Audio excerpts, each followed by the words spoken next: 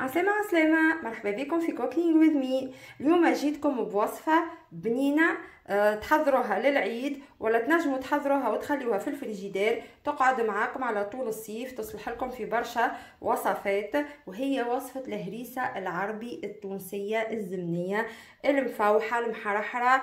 تابعوني باش تعرفوا المقادير وتعرفوا طريقة التحضير. عندنا 300 غرام فلفل شايح، هو انا حليته نظفته نحيت منه الزريعه، هو هذا نقصه بالمقص ونحيو منه الزريعه. وعندنا راس ثوم باش نقشروه ومن بعد نعاود نرجع معاكم. هاكا كملت قشرت راس الثوم، توا باش نحطهم يفوروا في الكسكاس مع بعضهم ونتفقدوه. وقت اللي نحسوا اللي الفلفل بدا يليث ينقص شويه في الفوليوم، وقتها نسكروا عليه ومن بعد نكمل نوريكم المراحل الاخرى. هاكا توا حطيته في الكسكاس وباش نخليه يفور ونغطي عليه. ولهنا الفلفل متاعنا حضر، شوفوا كيفاش حتى الثوم هبا صايي هاكا طري ولا على الاخر.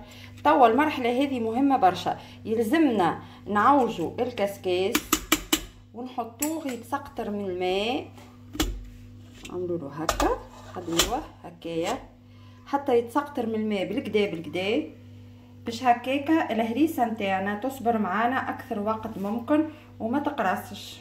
ومن بعد نكمل نوريكم بقيه المراحل. وتوا صايي الفلفل نتاعنا حضر باش نبداو نلحيو فيه. نحط شويه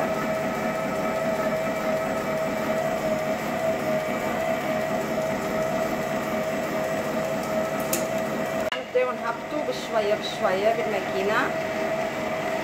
واللي ما عندوش الماكينه هذيا اللي بالضوء يعمل بالماكينه العاديه نتاع رحايه اللحم العاديه اللي نكتبوا بها في البسكوت. وتوا هاكا هاي الهريسه نتاعنا كعبه ما شاء الله هاكا. واللي ما عندوش الرحايه هذه اللي بالضوء يعمل كيما قلت لكم بالرحايه العاديه نتاع اللحم. توا كملنا فيه ونوريكم النتيجه النهائيه.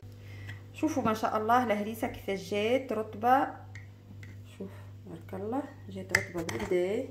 توا باش نزيدها الزيت ونزيدها الملح، نحط لها الزيت بالكدا ونخلطها ونزيدها ونحطوا مغرفه تبرو كرويه هكاكا تجينا هريستنا فاوحه.